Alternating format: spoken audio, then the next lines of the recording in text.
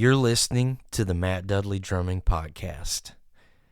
And we're on. So it's been a while since I've put an episode out. And if you listen to the last episode, you'll probably hear the same excuse again. But anyway, I've recently had issues with my computer and my whole setup. At first, it had something to do with being able to have enough space to put the podcast out through Libsyn. And then I went through technical issues with my computer. So I went out and bought a new MacBook Pro, or new to me. And now I have everything I need. So there should not be any more excuses to be able to launch these episodes. So hopefully this means we're going to be back on track, and we're at least going to have an episode every other week. So let's get on with it. Today we're going to be talking with James Beier of Beier Drums. James has been someone that I've been following for a few years, probably even back whenever I had Behind the Kit podcast, and we had talked about having James on to talk about his drums, his company that he has, Beier Drums. And James was like, man, I don't know if I really want to do that because I'm kind of a private type of person, and I don't know if I would do well with talking or whatever. So I talked him into it, and eventually he said, let's do this thing, Matt. So I'm glad we did. James is a phenomenal person, and it was so good to finally sit down and talk and actually get to know James a little bit better. And I think besides looking at how awesome his drums are, once you listen to this episode and you get to know James a little bit better, it's going to make you want to invest more into what he's got going on, because James is such a great guy. But before I spill too much, let's jump into it.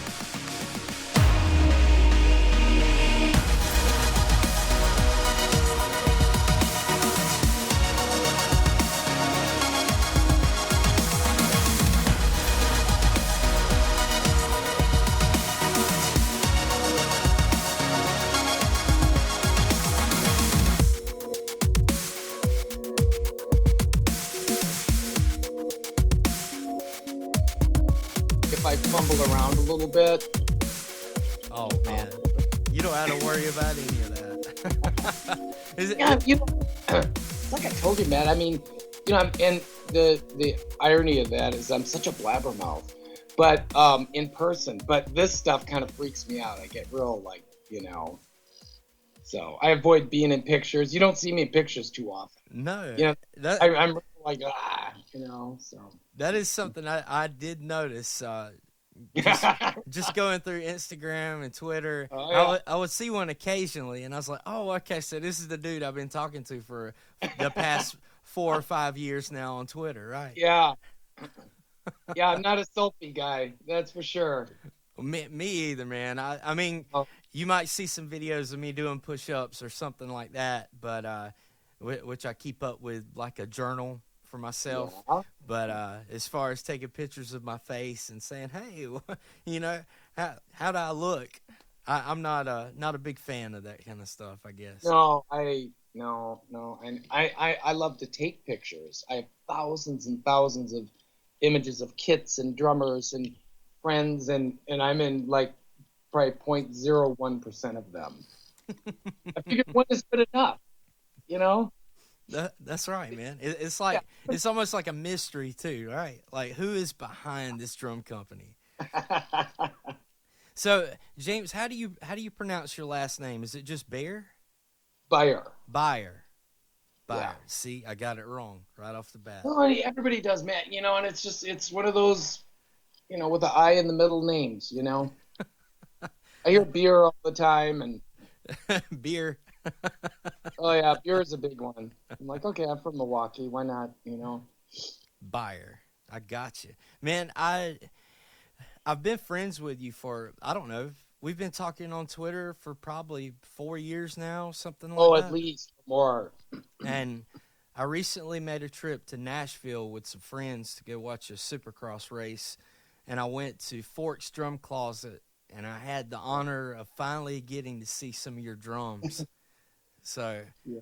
I got to check out. I think they had a 15 there, but Um, they should. They keep. One time, I don't like to bother retailers. uh, And I'll go online and check, but they had 9 of them in stock, but they've been popular, Matt, so they go. And if in question, I will call them for somebody to see what they have. yeah. Well, man, just to say, like, great work on those drums because they're Okay. built so solid and they look super clean. Like it's a classy looking drum. So Well, I just wanted something very, very kind of classic and timeless, and uniform, and never change anything. And that I guess that's the look that I wanted. And yeah, players have really dug that. yeah, And that's one thing I've noticed too is unless I'm missing something, I've only seen I think 2 finishes so far that you have. correct. Is that correct? Yeah, I did. Oh, maybe 40 or 50 drums in gloss white. And that's funny you asked me that because a picture of a tour popped up this morning. Um, and the drummer has one of the gloss white, but gloss white is very problematic with flaws and especially putting it on metal. Oh yeah, And it's beautiful. And I still get requests for it, but I can't I can't do it right now. I'm so busy, and the black is, black is like a black tuxedo. It works with everything. You only need one tuxedo, and and it's and I'll get back to the white. The white is beautiful, and that's actually my favorite color. yeah. Uh, but there's a lot of headaches with white. Well, the one that I saw that was white, I want to say it was Mike. Mike Dawson was Yes, had that in his his four by video. 15. Yeah, his 4x15. That's one of about maybe 6 in white, and that's when I was still doing it. That was in like 2016. So they're rare. It's like a unicorn, right? Yeah. Now after this podcast, I know I'm gonna get some. Hey, let me know when you're doing. It'll start the conversation off, but it's like I said, it's just when you're manufacturing things, and I give the coding away.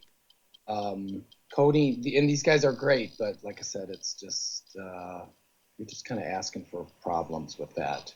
And it's Yeah, been the of a lot of drum companies that branch off into 30 or 40 or 50 different colors, and all of a sudden they're discontinued, and there's a reason for that sometimes. yeah, Other than they weren't just popular. yeah. So And as a kid coming up, I never owned a black drum set. I never owned just a mhm. plain black kit or black snare. And let's see, 2 years ago, I finally went and broke down and traded in my kit and put some money with it and bought a new Yamaha kit, just Yeah, plain black, man. And there's something now just thinking about it. It's like, man, black is just classy. And yeah, two, mm, I feel like, not going off on a tangent, but I feel like sometimes we have too many choices to make or too many yeah. options. And if we could just focus on the sound of the instrument and have something classy like that, I think that gives us more time to think about what we're actually doing with it instead of how it's going to look, right? Yeah, I think, I see that in most businesses today are like that. But I've never, I always kind of my one-liner, but I've never really been into the party favors on drums. I appreciate it and what guys are going through to do that, colors and all these custom lugs, and I no, I just I that was not the only thing I care about, and I've said it thousands of times to thousands of players, is the only thing I care about is what they think about my drum sitting down with it, Yeah. sound wise. Black is black, and that's all I care about. And I found my vibe, and I manufactured that, and things have gone well. But that is, at the end of the day, literally the only thing I care about, Matt. That's great, man. Well, we're gonna get into talking about these drums and everything, but I kind of want to give people who don't know you that well a backstory. So if you could tell us a little bit about you coming up with drums and how you got into building and however you want to Well, display that. yeah, I was always a drummer. I mean, like a lot of us. And I played for many years. And then I left music. Um, and I had been a history and geography major. And so I was a professional antiquarian for many years and owned a picture framing store. Huh. It's the thing I loved in life was history, and I dealt in original 15th and 19th century manuscripts and books Cool. and engravings. And I did that for many years, and I would play on the side and collect drums, and always was a huge music fan and attend concerts. So I decided to go back to playing, and I just could not find what I was looking for. And a lot of great drums out there. I actually settled into an Anton Fig, and I'm a metal drum guy, but that the Anton Fig drum was just a knockout to me. The hoops, I had a Black Beauty, I had it all. Yeah. And I just had the idea, I'm going to make what I want to hear. And I do everything manually with very old equipment. My slip roll, for bending metal is from the 40s. Huh. Um, and I started tooling and experimenting and went through dozens and dozens of shells and finally nailed down my sound. Which is the 1.5 millimeter, right? Yeah, yeah, and I've never changed anything since. And that's been, I started in 2010.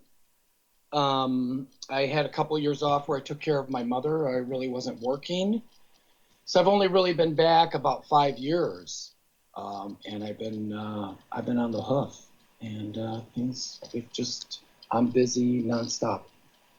That's Yeah. awesome. So why the 1.5?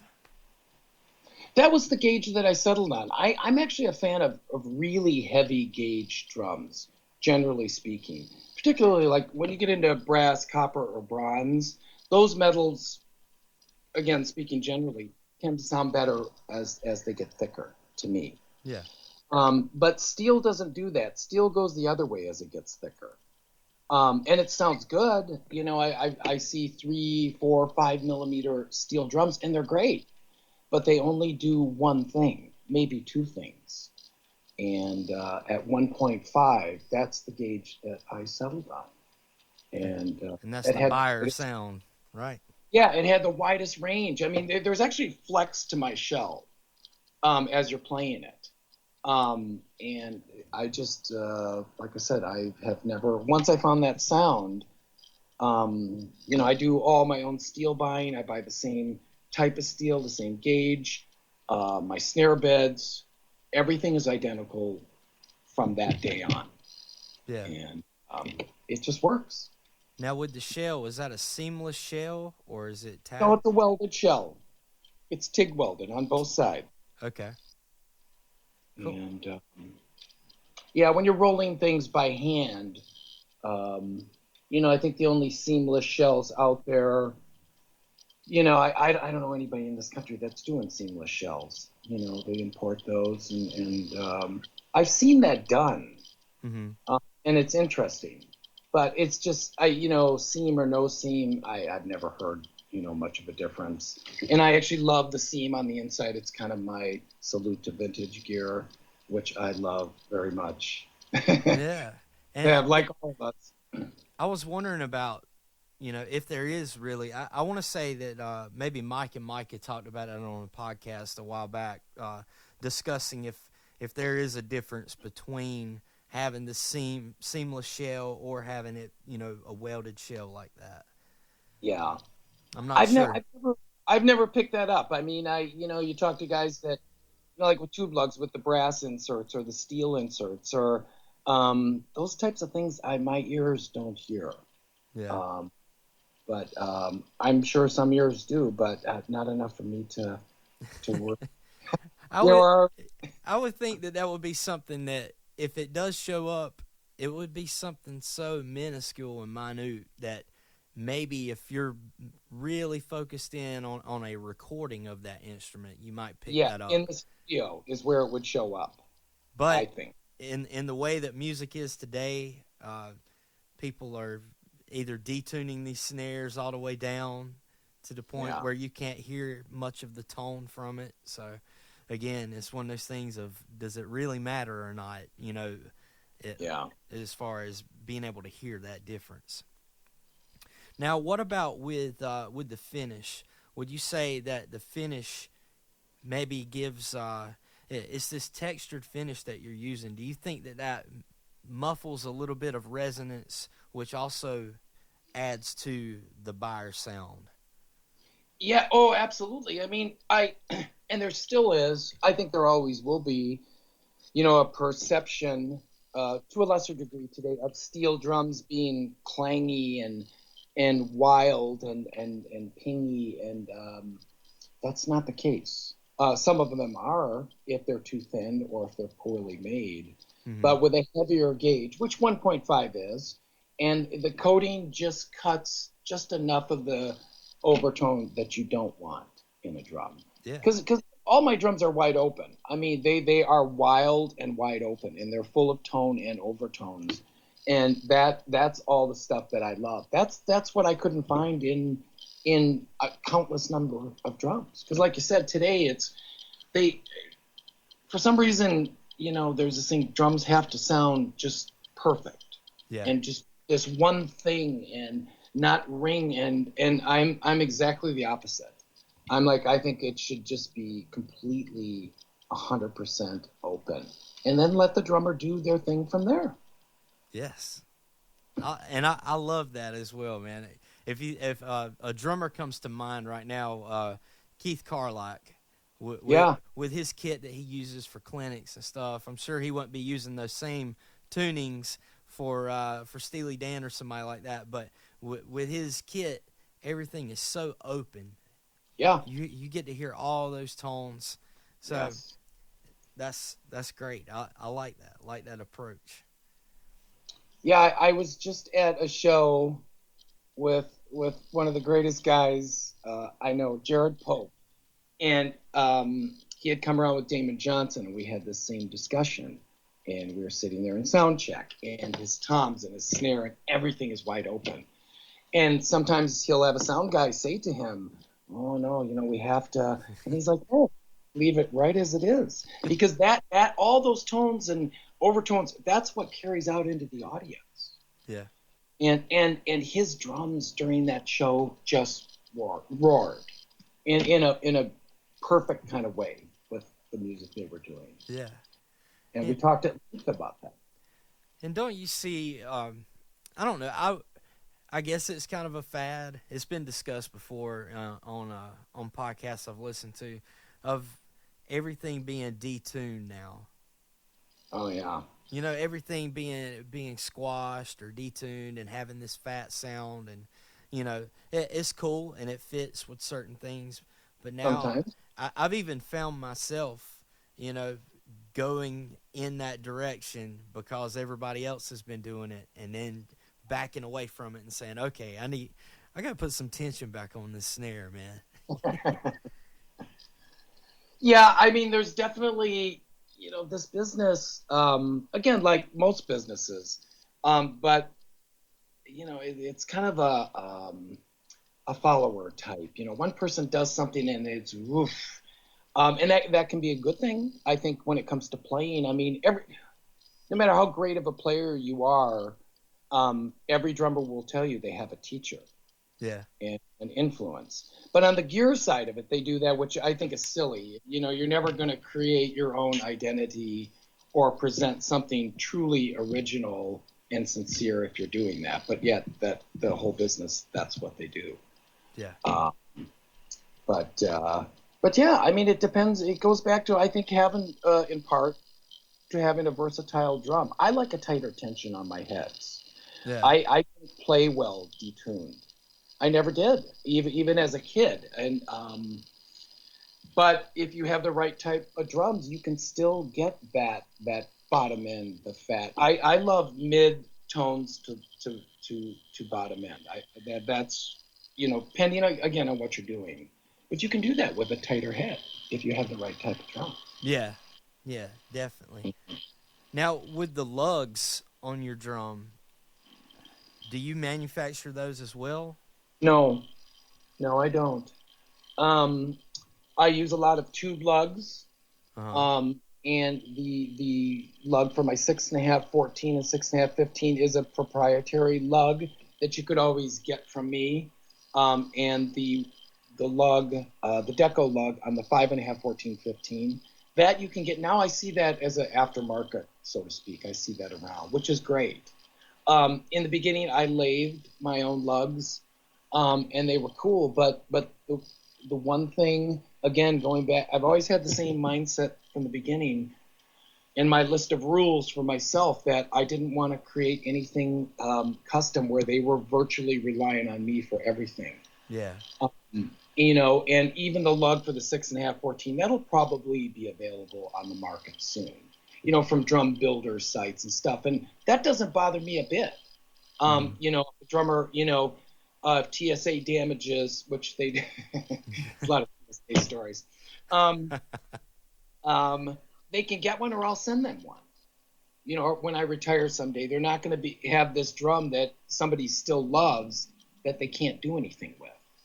And all this hyper custom stuff that you see today, I don't know what drummers or even in the future what that drum are going to do because they're not going to be able to get these parts.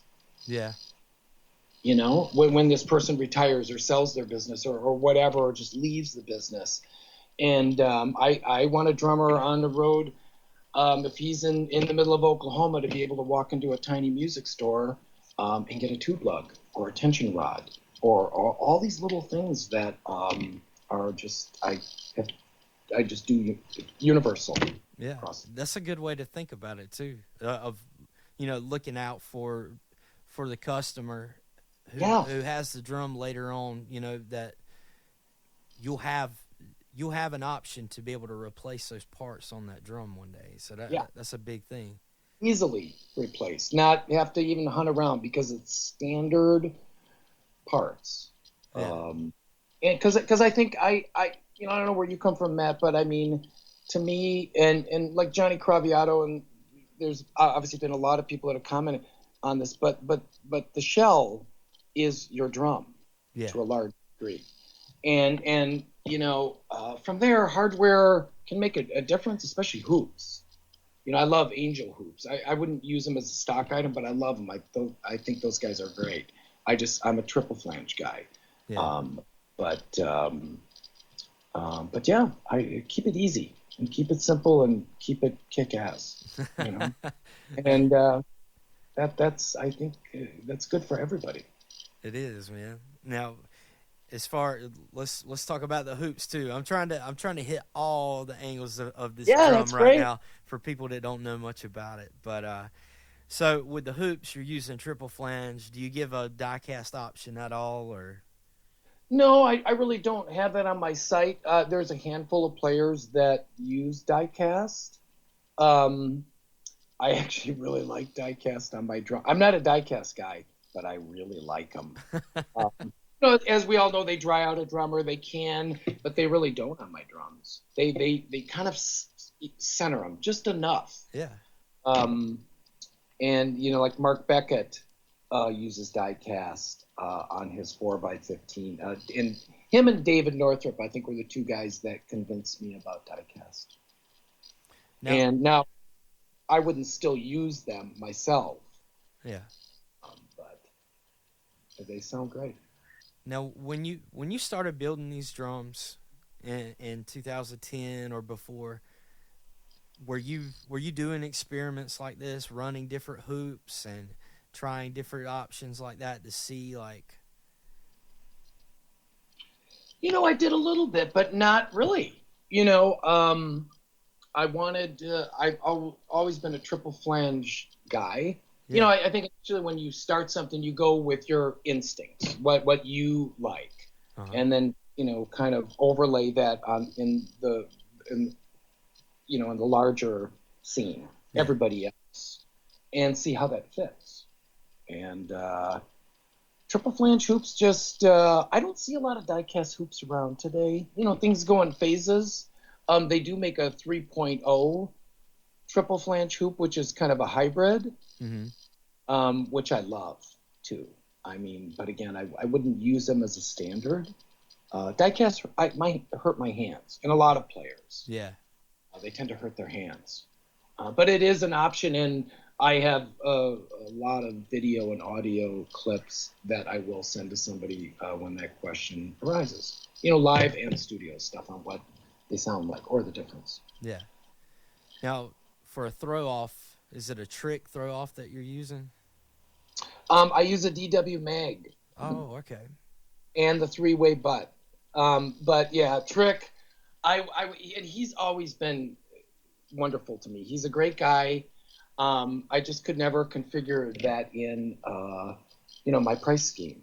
Okay. But the mag is wildly popular. I think that's easily probably the most popular throw out there. I've never known anybody to dislike it, but I think the trick is one of the best throws ever made.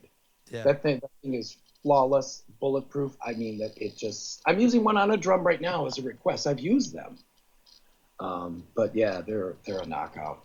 They really are. Yeah, and that mag throw off, I have an older version of that mag throw off on a Yeah, DW Maple Collector Series snare that I have. yeah, It's still smooth, man. It's I one of the know. smoothest throw offs ever. Yeah, and I think the throwdown, I mean, I heard players talking about that years ago. They just the flip, the ability to just, flip off those wires like that. And Matt, I probably used 400 or 500 of the mag since I really committed to it Yeah. a number of years ago, and literally I zero problems, zero. I had a couple actually. They start backing off, Mm-hmm. or maybe the tension knob isn't tight enough to begin with, and we just add a little spring and it's been fine. But that thing's lived through everything, and the TSA accidents. I mean, Those darn I TSA accidents. I redid a drum for a guy that TSA actually bent the shell. I mean, and to Oh bend the God. shell with the hoops on is really something. And he hit it on the mag and pushed it in, and the mag was fine.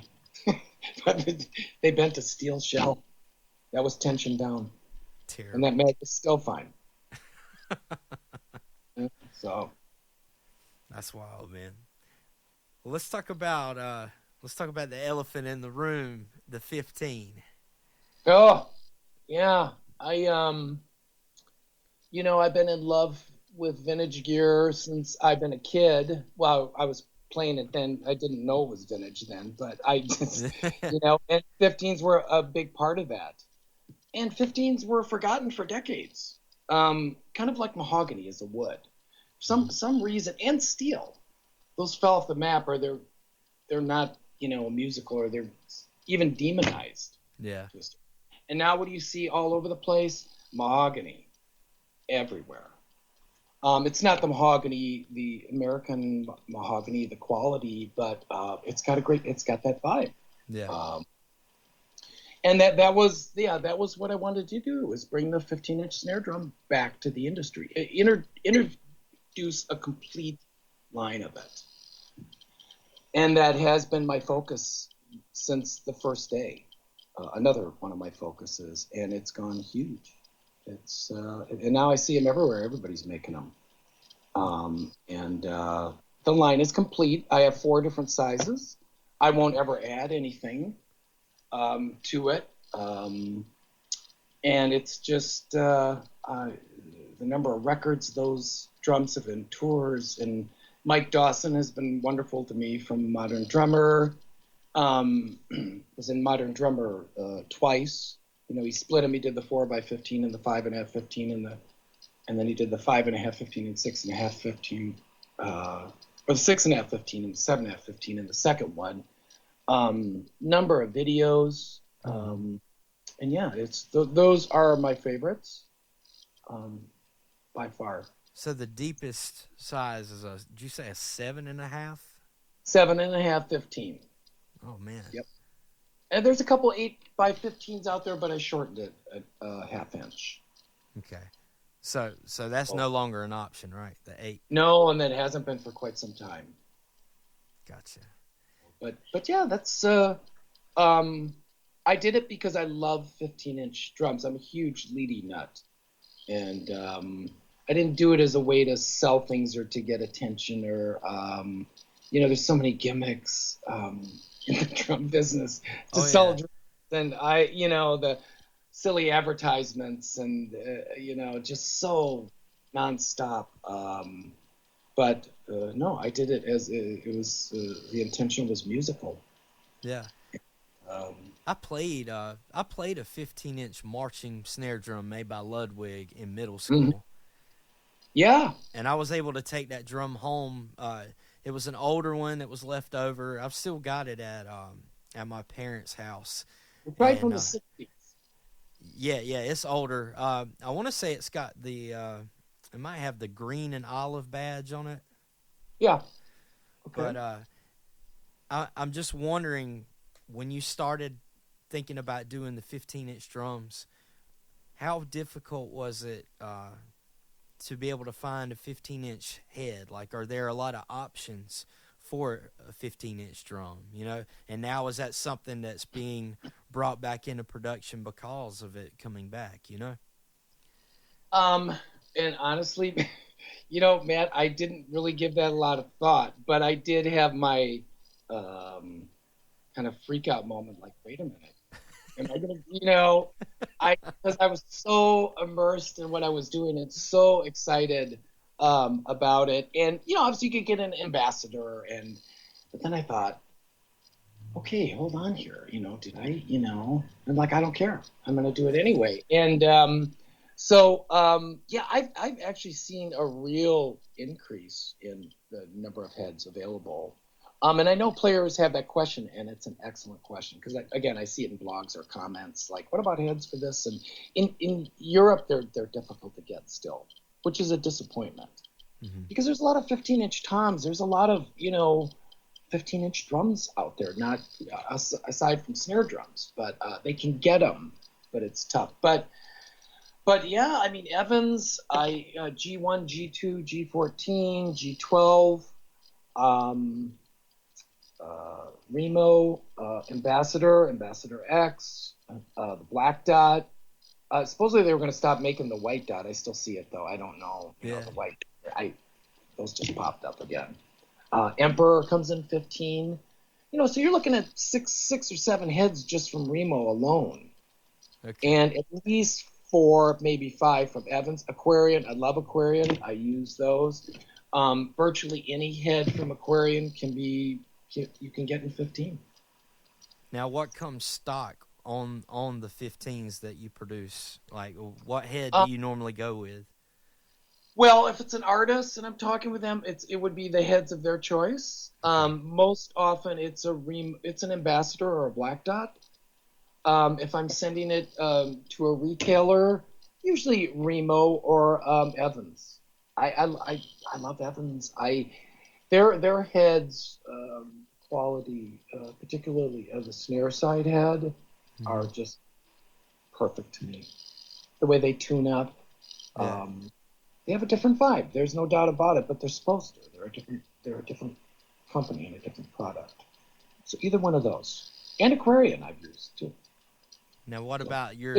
what about your favorite head for that 15-inch drum? Oh, I would have to say,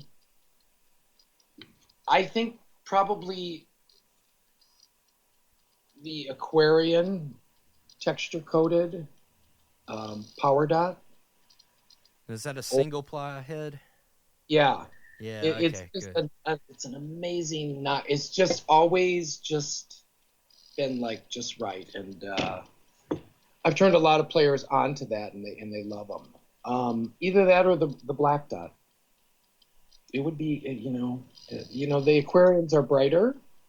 Um, they take time to sit and warm up. It takes a gig or two with an aquarium head, to my ears. Yeah. I was But thinking once they about that. sit, I was thinking about like your idea for your sound with it being wide open. My idea was, man, I'm sure he's probably really hot on those single ply heads for that drum. oh, absolutely, absolutely, I'm a single ply guy. But I've seen guys that with emperors. I know a number of players that have an emperor, let's say on the 4x15, and that drum just sings. And I've gone to see them, and I'm like, how do you do that? You know, and I just can't do that. You know, they just have a way of I've never I love emperor heads on toms. I've never been an emperor guy in snare drums, but I'm much more open to them now Yeah. because of these.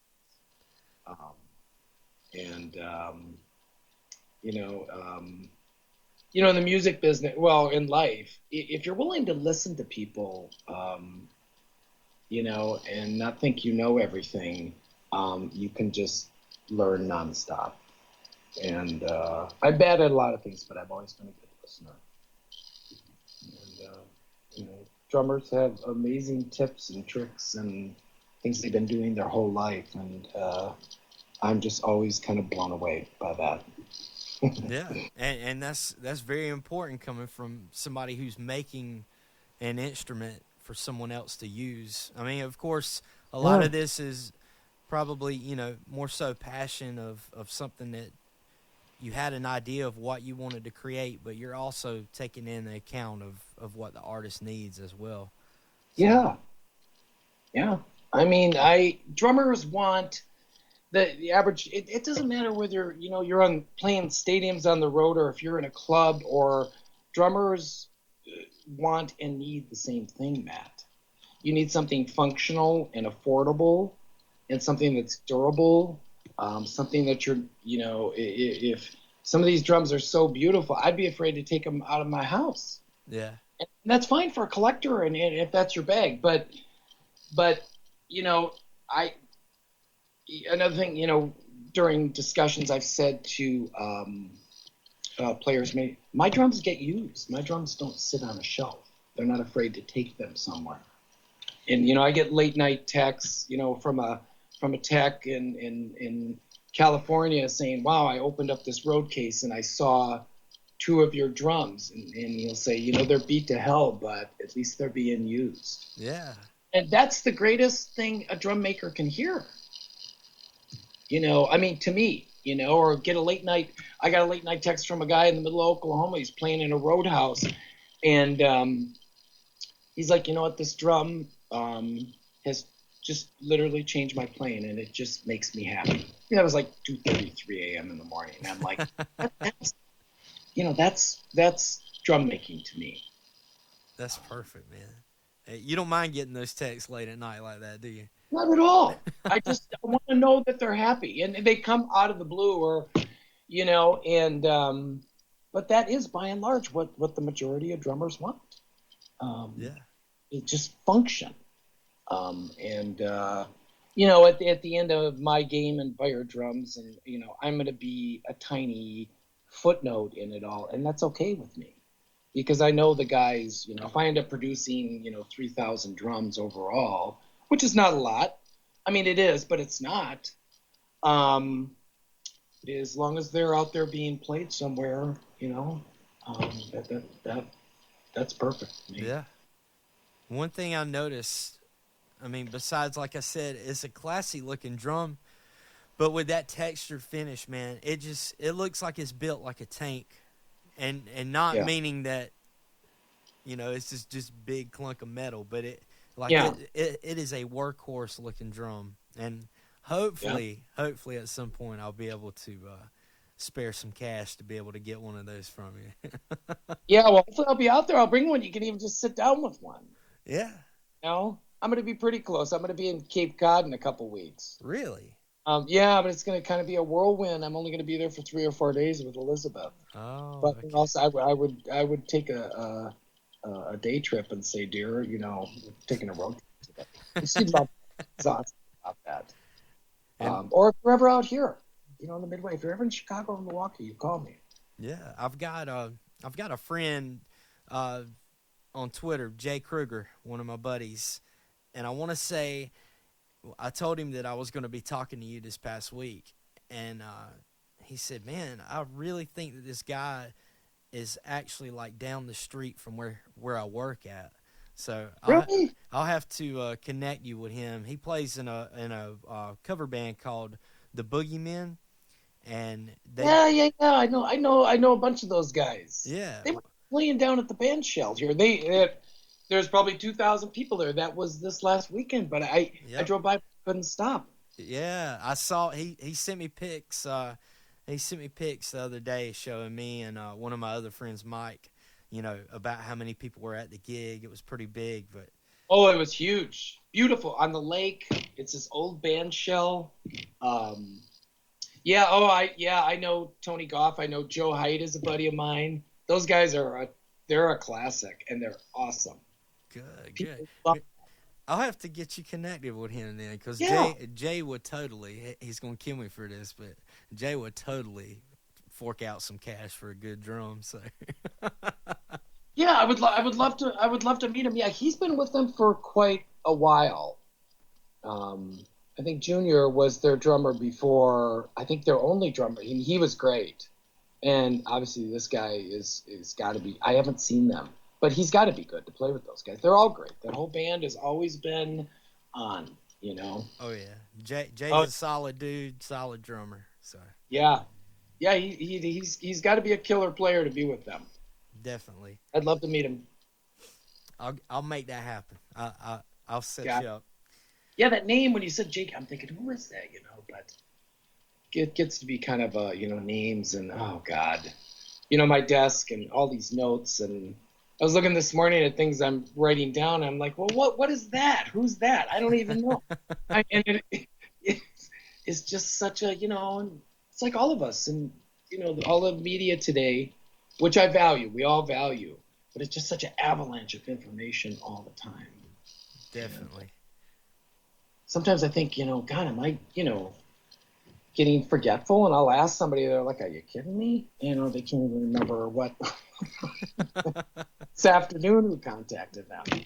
So, Well, that's a good segue into us talking about how your business has grown over the years, man. Talk to us about that, about just the growth from since you started.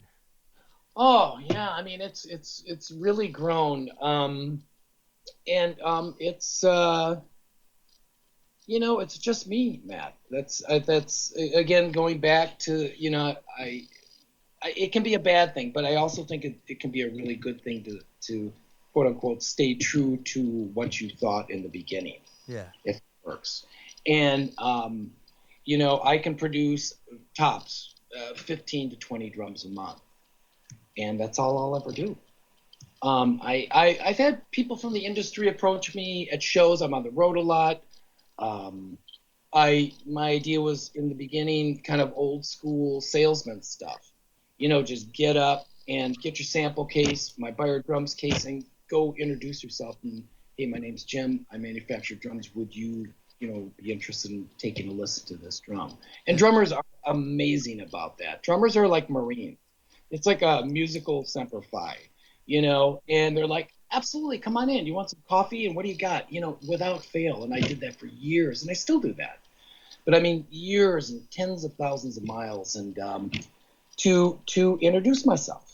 And but now, yeah, I'm like I said, I'm extremely busy, but I have no plans to expand, or I will just wouldn't do that. And I'm not anti big business or Yeah. anti big that's all nonsense. But it's just it's like I said, that's just what I wanted to do. I'll just sit here and hand tool drums till I'm too old to do it. And like I started to say before I went off on one of my tangents, but I've had people from the industry approach me, and there's people interested, in this or that.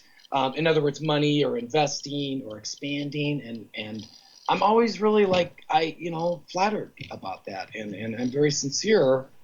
about it when I just say I'd have to decline because I just not interested in that, Matt. Yeah. I'm not interested in automating what I do.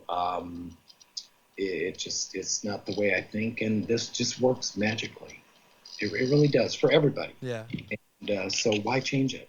Yeah. And money, money is nice. It's a bonus, but it's not everything at the same time. Like No. I can really appreciate the fact that you build these drums by hand, and it's by a limited number each month.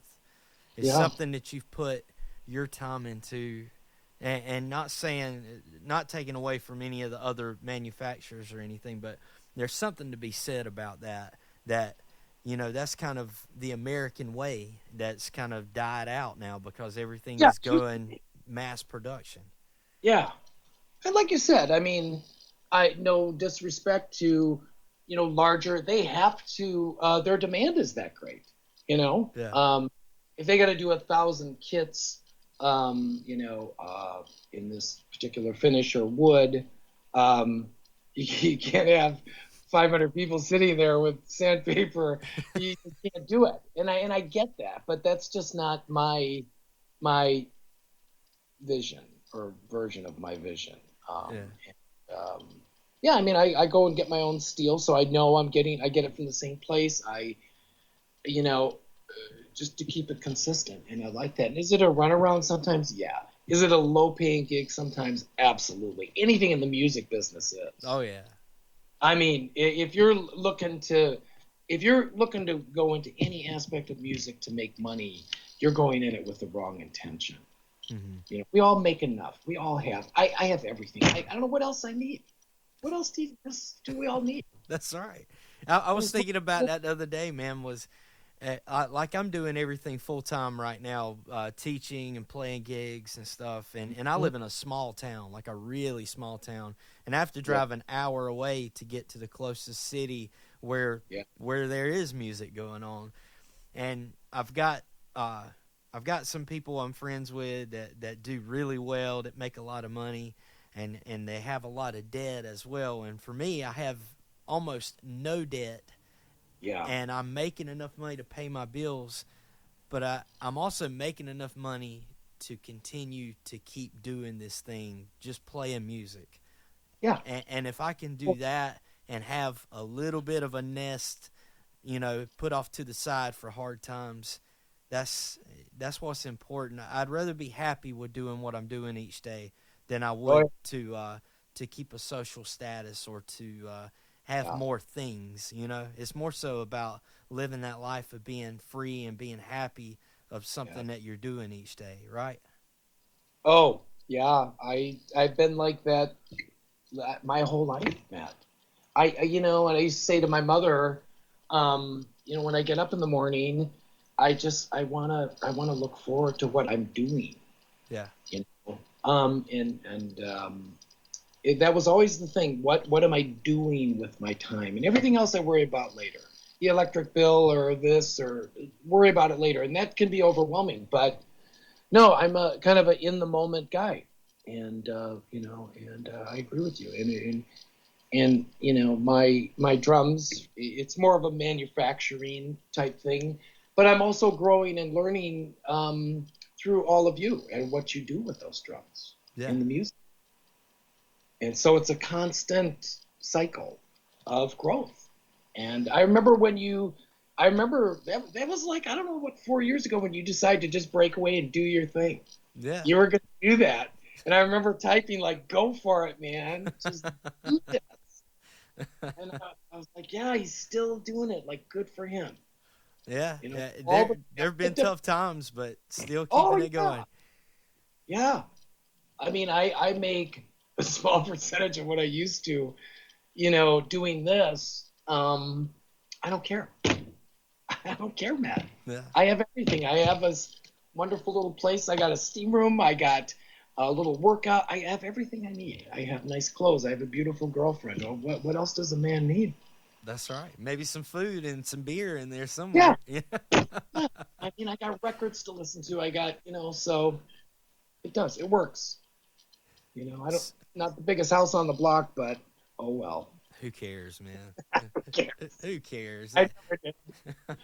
I never did. But So you're not doing anything else. You're doing just Beier yeah, drums full time. yeah, it's nonstop. That's It's not. awesome. I have. I picked up odd jobs in here and there, but it's like I just trudge on, and it gets pretty tight sometimes. You Yeah. know, 3 weeks ago I was flying, and today I'm like, oh no, I got that to do, and this how you do that, and you do that first thing in the morning and wreck your whole day, Oh yeah. look at your bills, and so, but it's got to be done. But That's it right. just, it just all works, and I've grown used to that. Yeah, because that's been something kind of new to me. I've never really had to worry um, about that. About My where the money was coming from to pay yeah. I mean, bills like and my yeah. antiquarian business and stuff. I did a lot of buying and a lot of traveling, a lot of international stuff, and but it just never was a thing. But in the music business, it's a thing, man. Yeah. And, that's the way it goes.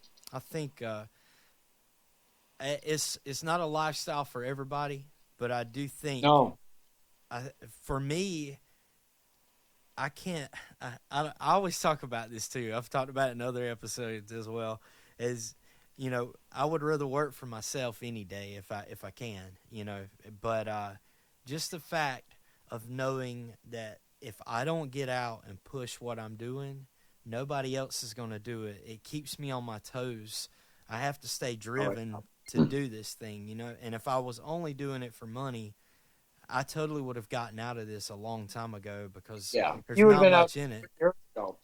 Yeah, but to be able to keep the dream and that passion alive for what you enjoy, it's worth going through those moments of, man, wonder how this bill's going to get paid this coming month, and like last year things slowed down for me, so I had to go get a part-time job for 3 months during the Yeah. summer, working in a furniture warehouse, and it was just a good reminder of I do not want to do this kind of work. Like, and I got out, and whenever I would get out of work in the evenings, I would get those business cards out, man, and I would go put them in every business in Yeah. all surrounding counties, and it was that thing of like, I got to keep this dream alive. I got to push myself, and there were moments where I would get lazy at times. So it was always a reminder. And I don't know, I feel there's a sense of pride of being able to push yourself and to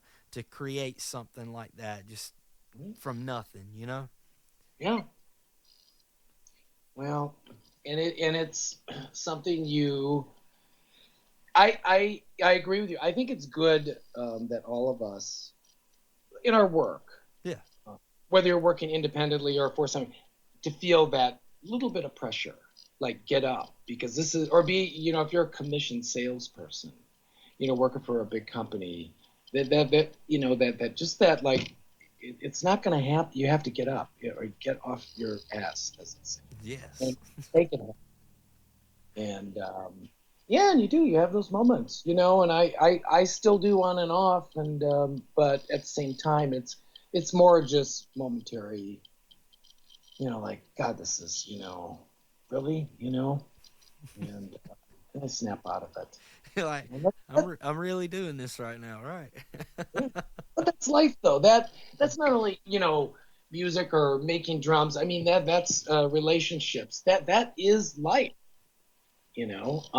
families, those moments, and just walk forward, you know.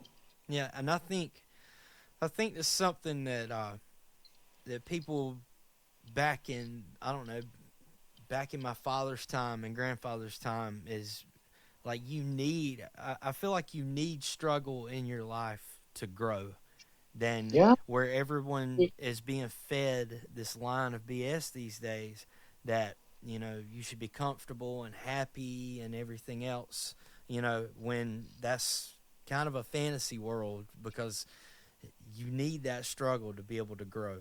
Yeah, if absolutely. everything's handed to you or you go through life just comfortable and happy all the time, look at how it's developing people these days, younger kids. I Yeah. mean, being able to sit up and just play video games all the time and not Yeah. having a job at a young age or working. I'm totally going Oh off on yeah. a tangent. Oh no, I just think of what my father, and my mother. Oh, that wouldn't have happened in our house. Yeah. Oh, My nephew plays games all the time, and oh, recently I've been able to get him out. I do a lot of bike riding here at the lake, yeah. and I've been able to get him out. Now he's interested in doing these long rides with me. So Good. I'm trying to instill some of those values. And the first time we went out, I made him do 18 miles with me, but we didn't. It wasn't like speed racing or anything like Yeah. that. We would pedal and coast and just enjoy the scenery around at the lake. And man, Yeah. he was worn out by probably the 15th, 16th mile. He was ready to go back home, and his dad was coming to pick him up, and he was going to meet us at this pier. The pier's like 3 miles away from home, and I said, well, he's going to come meet us at the pier. And my nephew says, Uncle Matt, I think I would like for him to meet us at the house because I want to at least say that I completed this thing all the way. And Oh, and cool. whenever we rode and got all the way back to the house, man, he was proud of himself for doing that. And now Yeah. it's something that's ingrained inside of him where now he's wanting to do more of that.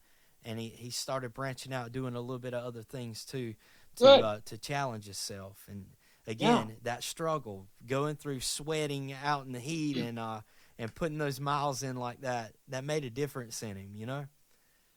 A struggle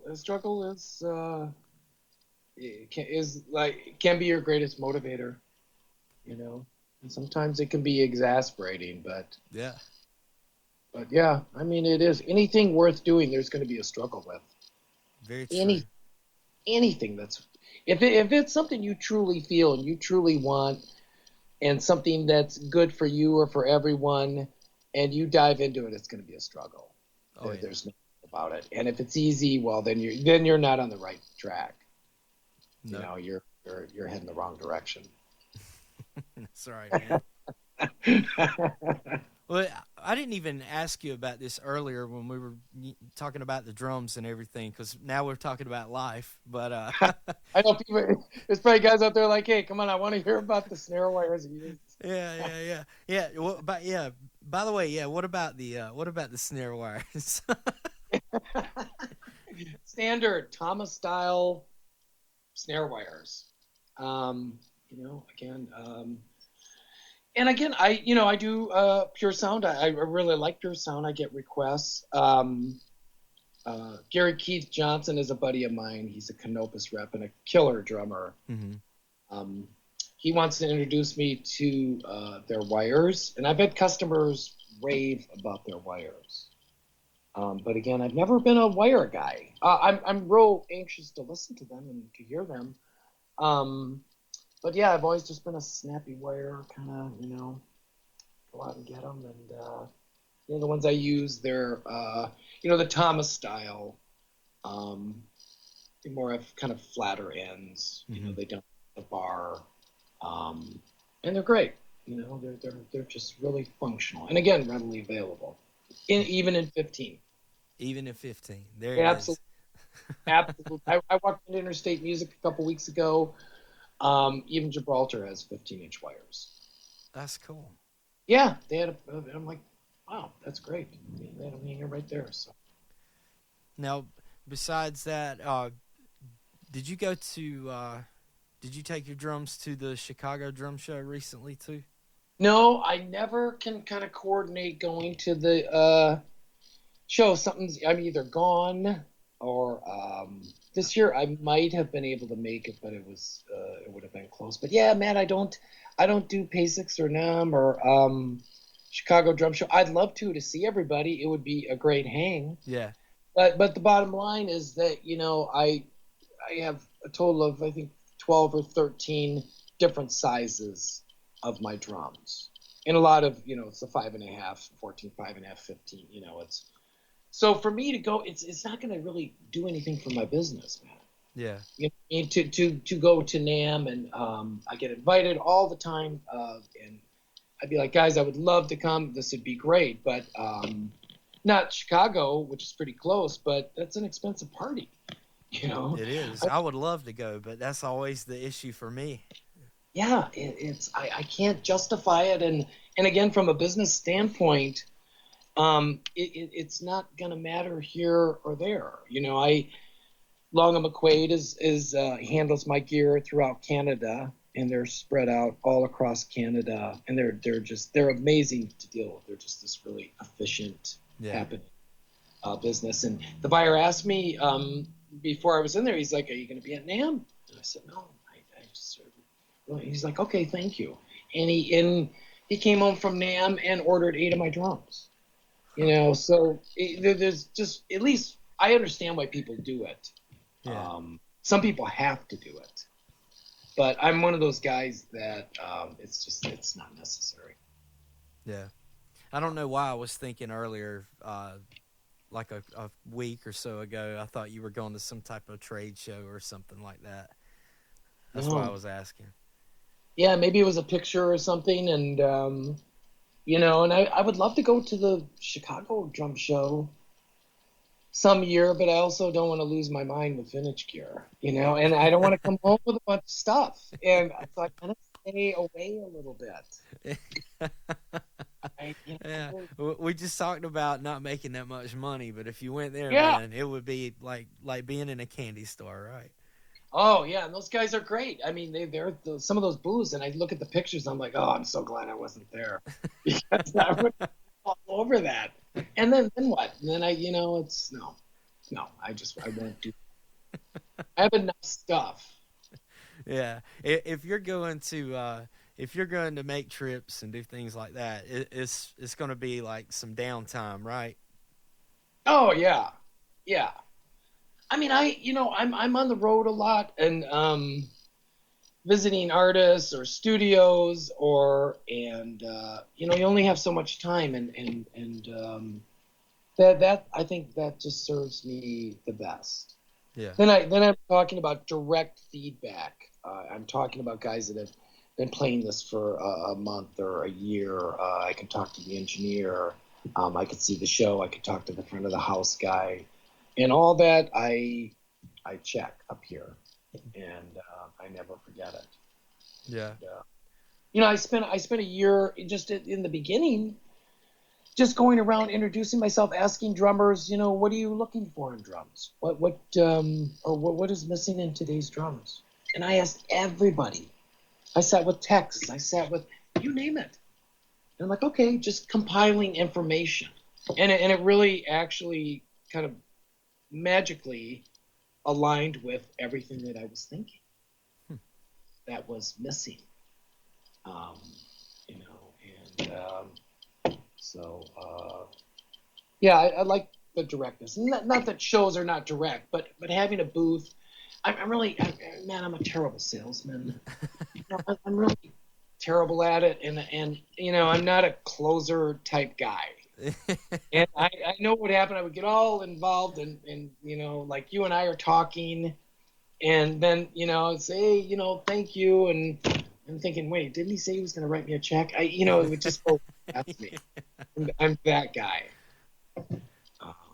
You'll be So so engaged in just the part of building a relationship yeah, with somebody, right? yeah, the whole, just the vibe of it, and so yeah, I just But see, that's what makes Beier drums awesome, though. If you think about that, there's not too many. I mean, I guess there are some other. Not saying other companies don't do that, but that's an important element to what you're doing. Like you're taking the time to go talk to these people and figure out, yeah. what to make that's going to fit their musical situation the best way, and you're making that connection there instead of just selling a product. Oh yeah. I mean, and I never ever. Like I said, I've logged a lot of miles in a lot of years, but I've never gone out to sell something ever. To deliver something that was, somebody wanted, yeah, I'll do that. But no, I mean, one of my favorite things to do is sit and talk to techs. I mean, techs techs are like these like treasure troves of information. Like they're Oh like yeah. encyclopedic, and they can talk, and they love sitting talking because it's a break from what they're doing, and plus they have so much downtime. After the kit, everything's set. You know how it is. You have the whole afternoon till the early evening. Um, and I've learned a lot from techs, and they're just they're kind of a special breed, as they say, Yeah. and they're so willing to help and so willing to just tell you the truth. You know, like, yeah, here's the deal. Here's what I think. And drummers are like that too. Drummers talk straight. They're not going to hurt your feelings. They're not going to tell you your drum sucks or this. They'll never do that. But they will tell you what they don't like, Yeah. and that is the real useful information. I am always like, tell me what you don't like. Um, that's the way you learn. There's this thing today that I see so often and more all the time, that people can't handle any criticism. Yeah. They can't handle anything less than perfect, a comment that's perfect. And that's nonsense. I mean, a well constructed, well intentioned, thoughtful criticism is is very valuable. Oh, definitely. Most definitely. So, That's how we grow, man. That's how we get yeah, better. it's the only way, you know. What So with your artists that are playing your drums and stuff? I mean, how did you go about picking these people, or has this been something where people just kind of came up, bought drums, and they're considered an artist for you? I know you've got some pretty big names on there too, right? it's always been kind of a snowball. I will, I've reached out to guys, um, but generally speaking, in the beginning, the guys that picked up drums, or I go out to introduce myself, and it's kind of just gone from there, Matt. Mm-hmm. It's gone crazy. And I mean, I the number of requests I receive for artists price drums, I exceed what I can do by 20. Yeah. It really is. I mean, but I keep it very informal. I don't have biographies on my site. I've always support them. I write articles about them, make sure they have what they need. If they're coming through town and their wires snapped, boom, I'm there. I go about it, um, I think than most drum companies, big or small. But I will say this: the guys playing my drums, um, love those drums. I have never asked any artist, big or small, whatever, in any type of venue to play my drums. Yeah. The only thing ever, it's a musical choice. And if it pops up on this record or that record, that was their choice. Yeah. Um, but yeah, I've never asked a drummer to use my drums for anything. Huh. And the guys that have my drums have used them for years, nonstop. And some of these guys are guys that have literally everything at their disposal, gear wise. And so that's been a huge compliment That's, to me. yeah, that's massive. Yeah, it is when they naturally, because other than if you don't let them choose for themselves, then to me it's not real. Then it's just a business. Then you're just doing then you're just advertising, and there is enough advertising in the world. I'm just Oh yeah. most of it, we're all done with advertising. But to present it as a um, uh, sincerely like that's what works, and that's why they stop playing them. You know. Yep. And I don't monitor things like, oh, what does he have that Black Beauty out, that night? Well, maybe that's what he needed that night. Maybe he Yeah. felt like pulling out his Black Beauty from the 70s. Don't get all excited about, and that, Maybe it's his business, right? absolutely. And I just stay out of it completely. Yeah. I stay out of it completely. And, there's just been, there's remarkable players. Just most recently, Jeremy Schreifels. Yeah. He's a He's such a deep player. I've watched his stuff for a year and a half. He's active on LinkedIn, and I see his stuff. And he's a he's pretty close. Well, he's in Minnesota, but I really would love to see him live sometime. I just had him on the podcast actually Really, just 2 weeks ago. I would love to, but it's not out yet, though, is it? No, I haven't released anything yet, so Oh, I'm pre-recording all these to put out. Uh, okay. Actually, after I finish this one with you, next week or the week after, I'm going to launch the show. So for Okay. everybody, yeah. So that's Oh, going to be cool. But yeah, Jeremy's been a friend of mine when I used to have Behind the Kit podcast. yes. See this new one now. This is going to be called the Matt Dudley Drumming Podcast. So I'm Very just going cool. to keep it simple. But yeah, he was on the show with me years back, and Jeremy's a good dude, man. Good player. Focuses, has a good focus on technique and feel, and really pays attention to the music, what the music He's asks a for. musical guy, period. I mean, and I could hear that listening to his records and clips, and he put up a video. I'm like, that's all this guy cares about is music. Yeah, So I'm really thrilled. Yeah, he's got one of my drums, a 4x15. So I just sent him a thing the other day. Just, you know, keep me posted. I would love a really nice shot of you, picture, but anything you record or anything that's released, let me know. Because I'll be all over that, and I'll buy it. I tell these guys don't send it to me. yeah. I'll buy it. I'm happy to do that. That's I buy nice. music every day, so I actually have a long list of things to buy. So I'm like, okay. I just told one guy yesterday I'm gonna get into it. It's it's coming, but it's important to buy music. It You know, is. it's harder than ever to.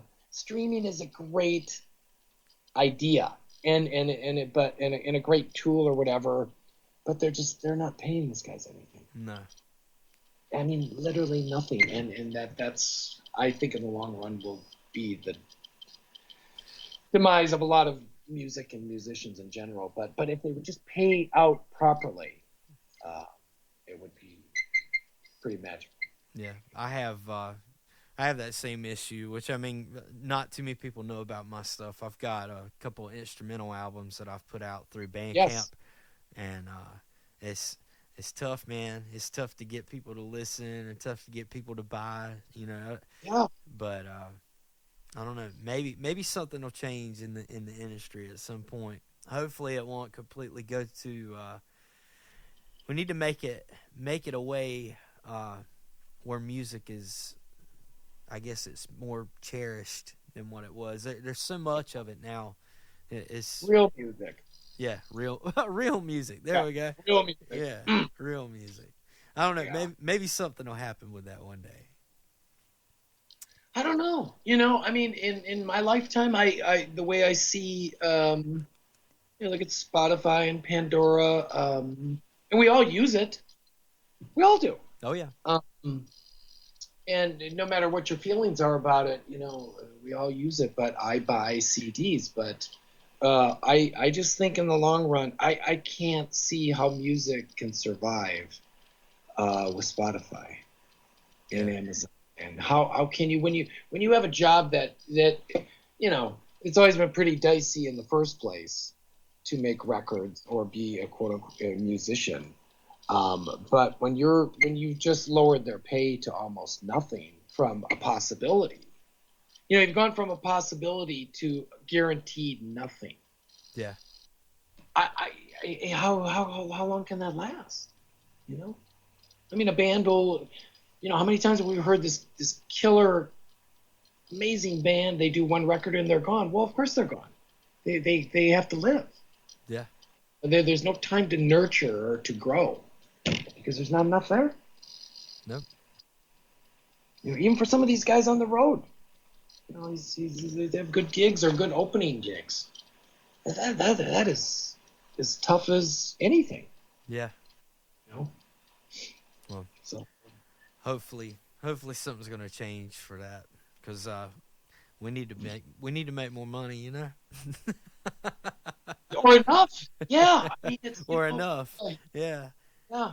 I mean, I saw a quote.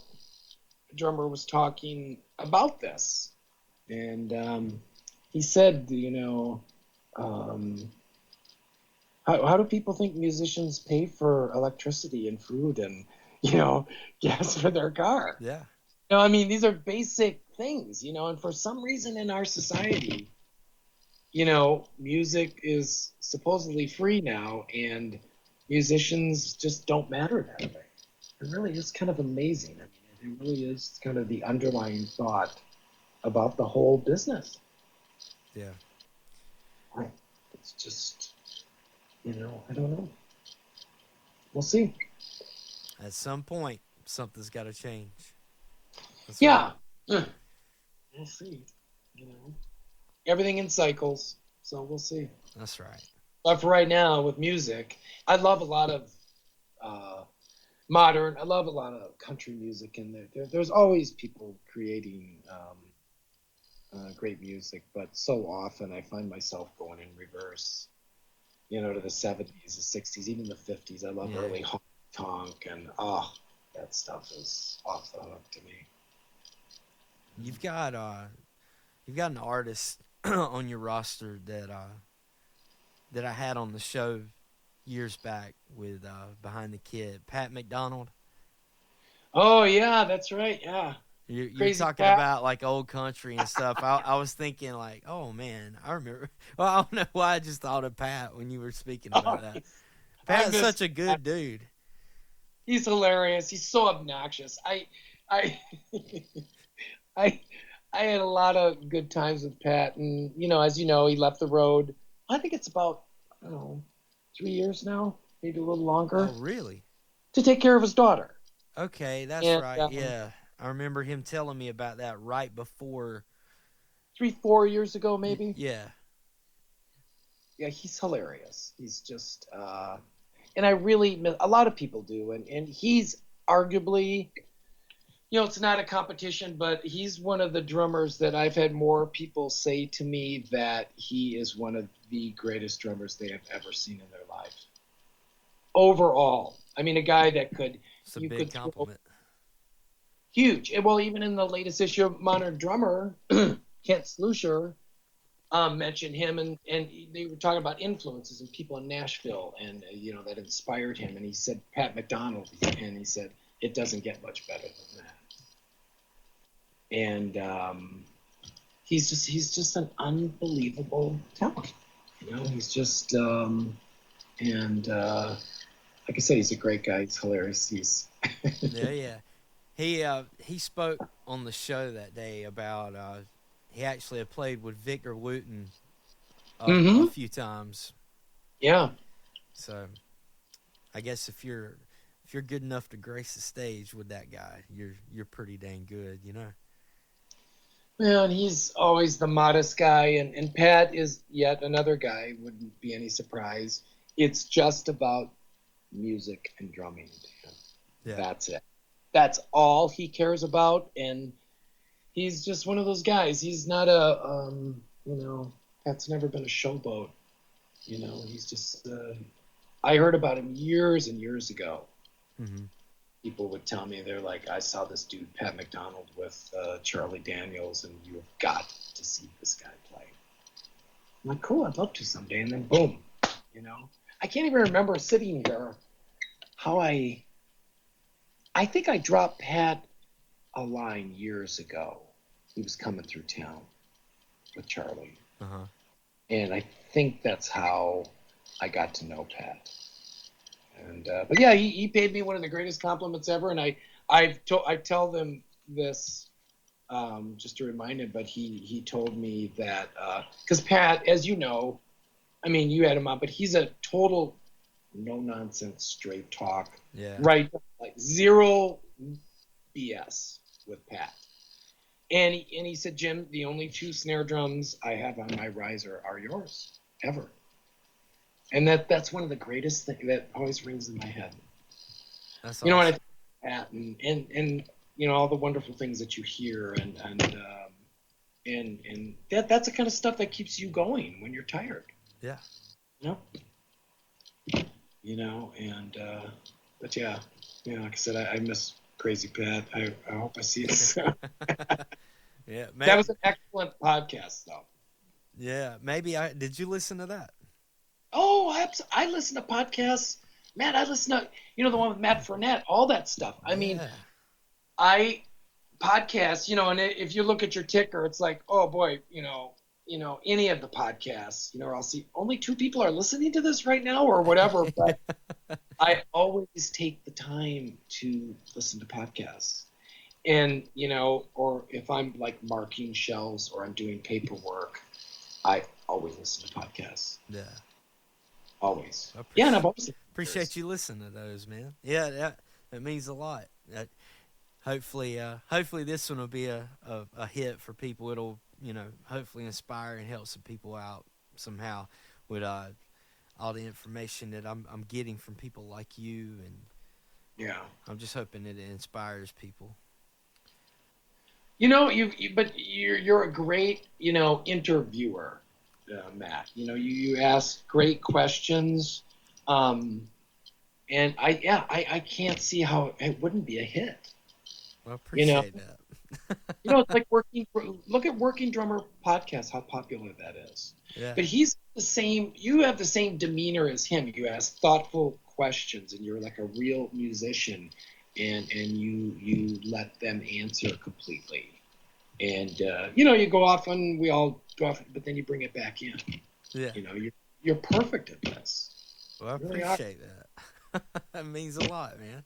Yeah, I always listen, and it can be difficult to listen to podcasts, but even if I have to do it in segments, I'll mark down. Okay, I left off at 32 minutes 48 seconds, and I'll put a post-it note on my PC. Come back and start right Yeah, there. I that's do. I that's do it all. really cool.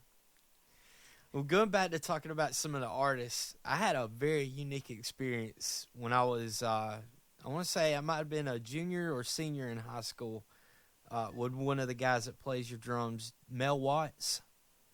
Oh yeah. Well, Ah, I was playing, it was, what was it called? It was some type of like fall festival in the town that I live closest to called Whiteville. And our band, our high school marching band, had to march the parade, and then we go up, and then you play 3 or 4 songs, you know. So we did that, and there was a band that was setting up at the train tracks on this big platform, and come to find out, it was Exile, the band that played "I Want to Kiss You All Over." yeah, I think that was on one of Adam Sandler's movies, right? Him singing that yeah. song. But and I think that might have been either right around when that movie came out or before. But anyway, I saw the guy setting up the drums, and I didn't even go speak to him. He walked up to me, and I was one of the last drummers that was left, like packing up stuff and just hanging around. And he said, "Man, you guys did a really good job," and we got to talking about marching band, like when he played in school, and he was telling me about his drums, how the carrier was angled. I can remember all this stuff, and Yeah. I remember he said, "Man, I'm going to be doing a few things, but if you're going to be around, you're more than welcome to hang out with me while I set up the kit. And even if you want to like jam out, play for a second, I don't mind you doing that." And I said, "Man, awesome." So I had drove to that parade that day to meet with the high school, so I didn't have to leave on a bus or anything. So anyway, I go off and hang out with Mel. We talk about drums, talk about how to make a living from playing music, and Ah, this would be in 2001. wow. Yeah, 2001 was when this was going on, November 2001, and and I just remember him spending that time with me that day and talking to me about everything, and it meant the world to me. And I Oh sent yeah. him a message, I think like last year, whenever I'd found out he was playing some of your drums. Mm-hmm. I said, "Man, I haven't thought about Mel in a while, and I need to get in contact with him." I think my mic cable just came loose for some reason. But anyway, yeah. So I got in contact with him, and I would love to get him on the show, man. But just him having that Oh, talk and he'd be great. time, that made such an impact on me that day, and I think it helped. It helped push me in the direction that I'm going in today. So I would love to tell him that in person. You know. Absolutely. I think he'd love to do it, Matt. Yeah. He's a really smart guy, and he's a great drummer, of course. And he's got a lot of. I've never met him. We talk from time to time. Mm-hmm. He's on the road with BJ Thomas. They were in Chicago. This would have been the closest he got was a couple years ago when we had an ice storm. Yeah. And I said, no, yeah, it's probably not going to happen. I can't get out of my driveway. Yeah. But he's always very gracious and very enthusiastic about drumming. And he's been using my 6.5 14th for a long time. And he's a good guy. I would love to sit down with him. I always tell him we have to sit down and we have to have like a drum geek talk. Yeah. He's like, yeah. Just when and I'd love to see BJ Thomas. That guy, God, he's got to be almost 80, and he's amazing. Still killing it. Oh, gets out there and just boom, it's cool. So hopefully that'll happen. Well, that's what I'm gonna do. Got to tell him. Yeah, I'm gonna get up with him. I'm gonna get in touch with him, and we're gonna do this thing if he'll come on and talk with me. So. Yeah. Oh, I'm sure he'd love to. That'll be good. Well, besides drumming, what do you like to do in your downtime, man? Like besides all this, when you do get that downtime, what are some of your favorite things? Like what are you out there doing? I not to sound like Superman, but I really don't have any downtime. I do work out. I like exercising. I used to have horses. I don't have horses anymore. I miss animals. I love dogs and cats, and I loved going out to a barn every morning. But the truth of it is, even if I had the horses now, that would be pretty tough, Matt, with the way I'm rolling. Yeah. I'm in Chicago every week with Elizabeth. She lives. It's not far. I just drive through Lake Geneva. Her and I run around. But yeah, I don't really have a whole lot. That's about it. I like Tai Chi, exercise type things. Yeah. I love to read anything, but I can't stay awake long enough at night to get through. Yeah. 5 pages into it, I'm the same way. Oh. Yeah, then the next night you start over on the same 5 pages. I can't remember what. It's like audiobooks, man. That's where it's at. Oh, I have a ton of audiobooks. I play in the shop. I have dozens of them. And it's noisy, and you have to play them repeatedly, and you pick up. It might take 3 or 4 or 5 times through, but that's okay. It's really good entertainment. Yeah. I saw. I want to say maybe you posted some pics or somewhere. I can remember seeing some pics of horses before. Oh yeah. Through Instagram or Twitter when you talk about it. Yeah. I've got an uncle who owns some. I've never rode a horse before. Never. Oh, I love. That's easily one of my favorite things on this planet is working with horses, and I was never much of a rider. I just like taking care of them. Yeah. And at one time, I took care of 17 horses at one time, and I had 2. And wow. I will say that's a void with me. I miss it that much. But I don't know. It's like I said, the commitment of time is huge. So no big vacations in the future. No, but right? A couple of months ago I was in Scotland. Elizabeth and I went to Scotland. It was UFO, the Scottish leg of their Last Orders tour. So that was fun. Okay. I used to travel extensively internationally in the Middle East and Africa, you name it. Kind of a backpacker adventurer type thing. Yeah. I go to Tasmania and ride a bike through Tasmania. Just crazy stuff. That's awesome. And I don't really have the bug for that. I more want to travel with her now. But traveling was but again, you have to be able to get away too, and it's difficult. I'll be in Cape Cod in a couple of weeks. We're going to be in Germany in the late fall, early winter. But other than that, man, I just kind of it's kind of all drum related every day, and Yeah. that's But okay. that's a good thing. That's something I was thinking about the other day for myself. Was like I took a vacation last month to go to Nashville just from Thursday to Sunday. Mhm. So we got there a couple of days ahead so we could go out, see some music, and then watch the Supercross race that Saturday, and then come back home. And by the third day, I was ready to get back into my normal routine of Yeah, music and drumming. And yeah, my thing is, I like some downtime occasionally, but when it all comes down to it, the thing that I'm doing, I really love the most, and it's not so much work to me, I guess. If I take time off, I don't want to take like a whole week off. I would like, you know, a couple of days. That's the oh yeah, most. Then I miss it. I'm like, man, I got to get back. I got to get busy, you know? yeah.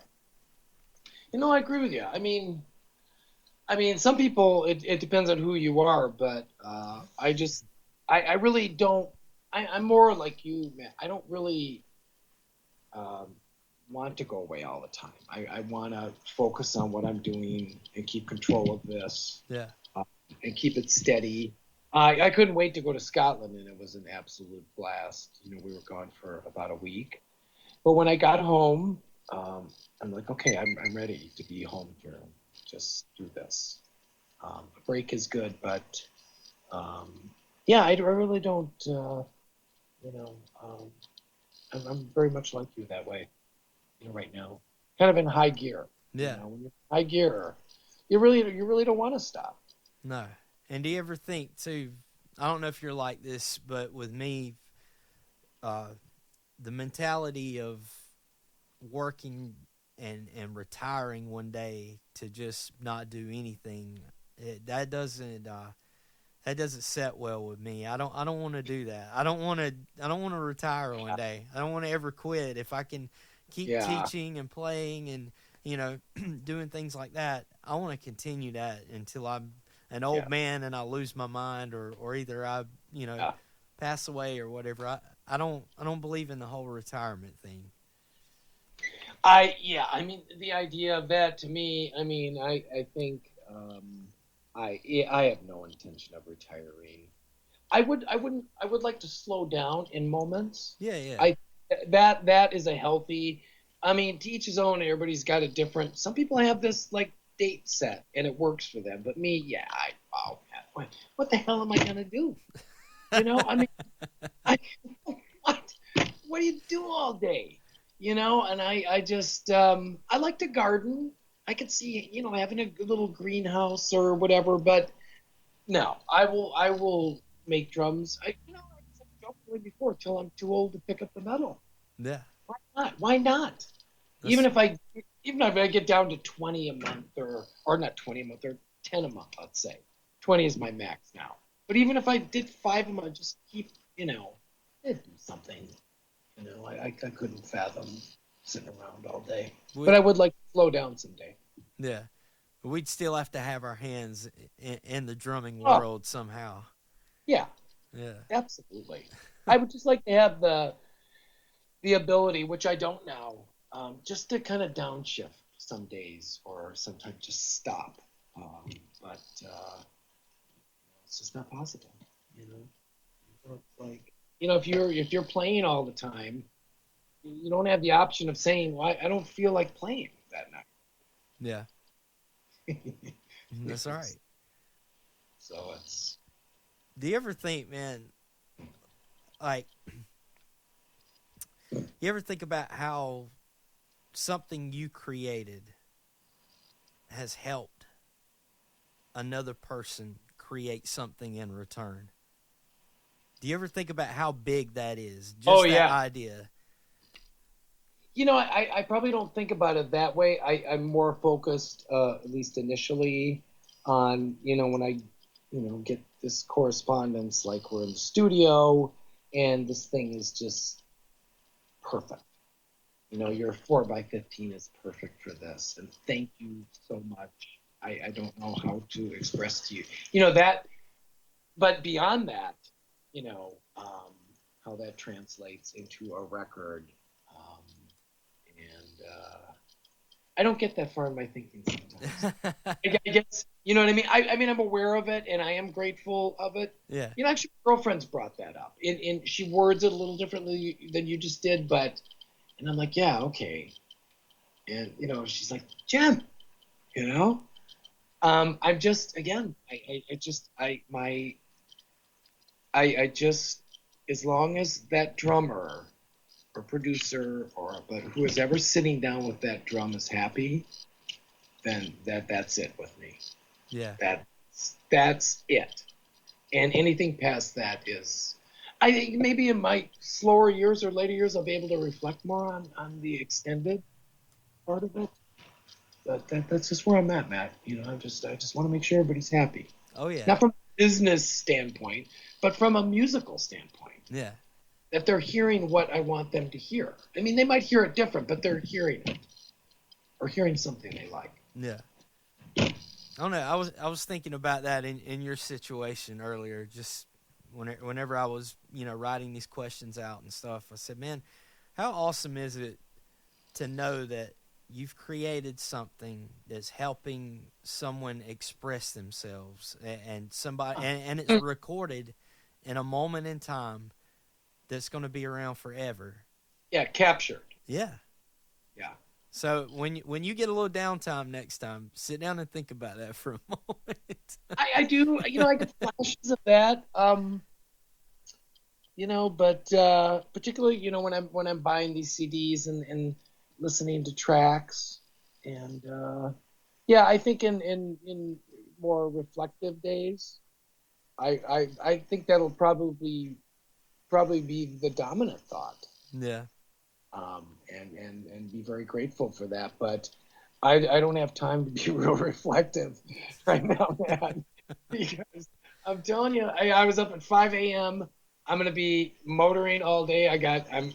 I'm working on this drum show, which I'm having a problem. I'm looking at it right now. I'm having a problem with it, Uh-huh. and I just put it down last night. I'm like, okay, and you know, it's just so yeah, it's just you know, I just don't have, like I said, that luxury. But rightfully so. It's not the way it is, man. That's it. Like you know, you're not sitting around saying, hey, what am I gonna do today? You gotta hit it, man. That's You it. know, you got students, you got this, you got that, you know, and that's as well it should be.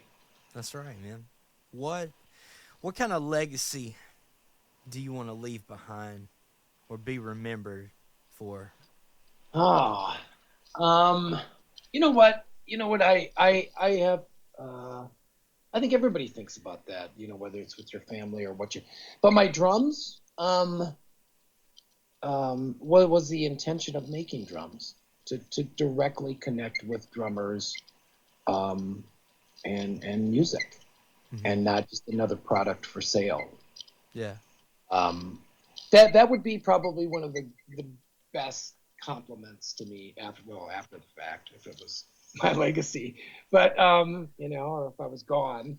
Um, but yeah, it's like that my intention was sincere because it is to create an instrument and not a product. So many drums today, even from the bigger companies, and it's not really their fault.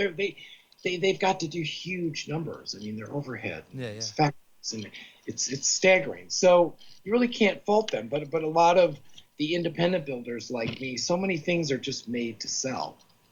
That's all they want to do is sell something. And better drummers or more learned drummers, and again, whether you're playing on a sidewalk or in a stadium, know that. I know that.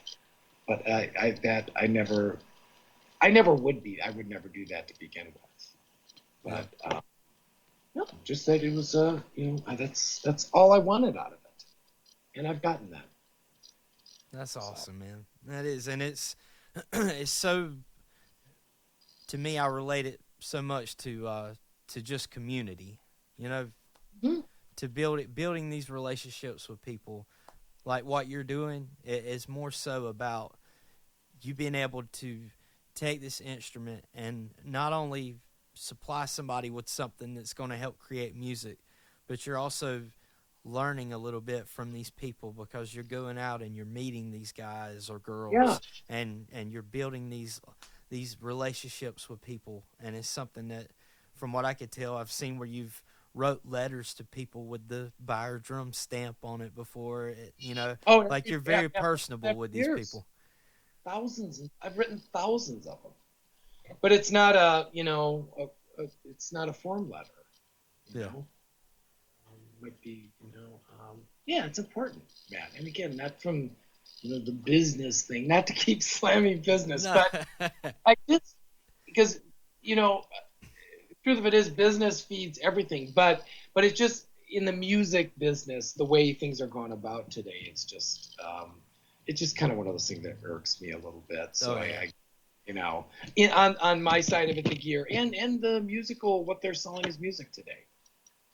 It's just all business. Well, it's not, because anything really good sells itself, Yeah. and that is the a timeless tale that's true, and will always be true. But that's all forgotten today. It's all about this and that, and I don't know. It's just silly names for drums, and I'm like, that's all fine. I've seen these amazing 5-color print ads and this and that, and they have cars in the ad, and they have all this stuff, and and they're so busy trying to do that. I'd be like, well, what's the thickness of the shell? They don't even tell you that. How can you leave that out? It's a drum. That's right. It's not a movie prop. This is a drum, and they leave or leave out what type of hoops are huge details. I've seen big companies do that. I'm like, hey, I don't know, but that's the way it is. Hey, hey, it's been awesome today, man. It, Yeah, it, this was great. I'm glad we finally did this. this has This been was a lot good. of fun. Yeah, I think we've covered a lot of points to help people out, to get to know you better, and also some advice in there. And that leads to the last thing I'd like to ask you is, for people that are listening, what piece of advice would you leave our listeners with today that might help them on their journey? What in terms of building drums or Anything, music? life in No, general. anything. Yeah, It actually relates to all that. Is I I would say, just for me, to do what you do because you love what you do. Don't do it to get something. Just do it to be good at it. Um, if you're making drums, make an instrument. Don't make a drum. Make an instrument. And let everything go from there. Now, not everybody has that luxury in life, kids and mortgages, and I mean, there's 101 things that get in the way of that. But that's what I would say. Just go with your heart in things, and I think that's the proper. And I think if you enter into something properly with the right intention, all these difficulties aside, or that is nothing. I think it'll work. You know that you struck out on your own, that's right. and that's what you sincerely wanted to do. I remember reading your posts that it was time to do this, Yeah. and you're doing great, man. I I, can see that you're happy. You just look at on the screen, you're like, it's like, wow, Matt Dudley, he's a happy guy. He's very content with Matt. I think the same thing about you too when I see you, or what minimal pictures I see of you. You look happy when I see you. Yeah, yeah, I am happy. Yeah. I might have frustrations, but yeah, I am generally, I don't change much from day to day, and I would bet you don't either. No, no. I don't let life, you know, tug at me like that, because I'm like, at a baseline level, I'm fulfilling my purpose. You Yeah. know, I always feel that, and that sounds a little airy fairy or hokey, but I really do. I I think I'm doing what I am here to do. Same here. Yeah. I feel that. I don't think it. I feel that. Like it's just right. Yep. There's And I a still, where I'm like, oh, I should have been a dentist. Like other people in my family, I would have been retired. But I'm like, well, pull back from that, and Don't cut those. There's that bad word again. Retired. You know. Just slow down. Yeah. Yeah. Yeah. So. Man. Hey, really enjoyed this. Appreciate you Yeah. being on. For people who want to find out more about you and about Beier Drums, where do they need to go look? BeierDrums.com. BEIER drums.com. Or just think of beer with an I in the middle. That's the best way to, you know. And I'm all over. I'm on Instagram. I'm on Facebook. I respond to everybody instantly. Text me, call me, whatever. Even if it's a question, I tell people, or I'll have people say, I don't want to bother you, because I can't buy a drum. All right, I'm not. I'm like, don't worry about it, just call me, whatever. You don't have to buy something to call me. Yeah. There's no purchase necessary. They want advice. I've given people advice on other drums. They're like, what do you think of this? And I'll give them my honest opinion. And that might be good or it might be maybe not so good, but I don't care. I just, ask me. I don't know everything, and if I don't know, I'll sure as hell tell you. You at least have a good conversation, right? Yeah. So, but yeah, like I said, just get in touch. I'd love to hear from you. Awesome. Good deal. And I'm totally going to be keeping in touch with you as well, man. So yeah, for sure. We've always kind of stayed in touch. And, sure. And then I haven't talked to you in a while. We've been chit-chatting back and forth for a couple months now, 6 months maybe? Yeah. Base again. Yeah. I remember I had asked you about being on Behind the Kit years back.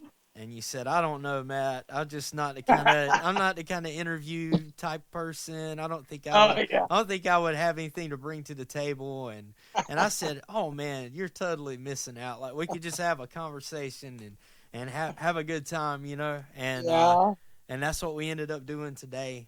We finally made it happen, and it was totally worth it. So I think. Yeah, I was pretty freaked out about it. I'm like, oh, I don't know, man. It's like. It's like I told you, and the irony of that is I'm such a blabbermouth, but I'm not good in, I'm better now. Yeah. Than I was. But going back to our discussion before, I'm not good with the picture thing. That's why out of the 5,000 pictures I have, I'm in like 4 of them. Yeah. There's just things, I'm more of a behind the scenes person. Yeah. I like that. So. Well, maybe that's like being a drummer. You can hide behind your kit. I always actually used to like that. That feeling of like kind of like security, or you're kind of not in the front of it all. I understand. Well, I'm glad that you took the time to do this, and I've had a blast, man. Had a really good time. It was a lot of fun, Matt. I appreciate you sharing all the information with all of us about your drums and life and everything else in general like that. And I think a lot of people are going to get something out of this. So greatly appreciate it. I hope so. I appreciate it. We'll be in touch, man. That's right. Thanks, all right. buddy. All right. Take care. Have a good one. That's it for this episode. Hope you guys and gals enjoyed that hang with James Beier. Be sure to go over and check out James at BeierDrums.com. That's BEIER drums.com. And you can also look up James on Twitter at Beier Drums. Again, thank you so much. If you've made it this far through the podcast, if I had a gold star pack, I would give you a gold star for it. I greatly appreciate the time. Thank you so much again. This whole thing is just a chance for everyone to get to know the drumming community a little bit better and to hopefully grab something from everyone's experience and be able to incorporate this into your life and be able to make things better for yourself. If not personally, then throughout your drumming career or your business. So, hope you get something out of it. Again, if you would, check out the podcast over at mattdudleydrumming.com. And if you listen through iTunes or Stitcher Radio or wherever, be sure to leave us a review. It would be really cool if you would leave a 5-star review if you think this is a 5-star podcast. And if you don't, then leave a 1-star review. Just let me know what maybe needs to improve. I will say this much. I've just bought new equipment. The next couple of podcast episodes are panned weird because of the recorder I have. So I know that my voice is on the left and the other person is on the right. And that is about to change where everything will be stereo as soon as the next few interviews that I do come up that I'm going to use the equipment on. It's all going to change. So each episode should be getting better. Different improvements, better improvements. Thank you again for sitting through this, and be tuned in for the next episode, which should be every other week. That's what I'm going to go for right now, and then we'll hopefully be on a basis of every week. But again, thanks. Until next time, I'll see you later.